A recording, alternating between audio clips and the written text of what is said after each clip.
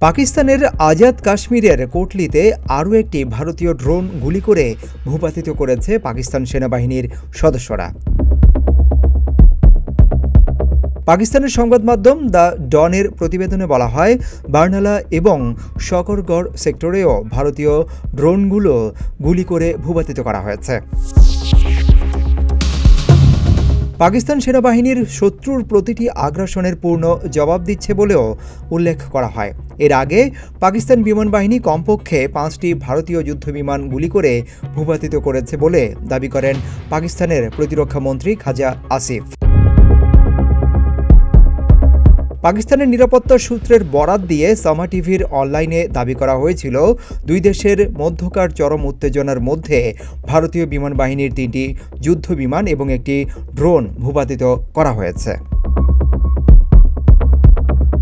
Desk report, প্রতিদিনের বাংলাদেশ।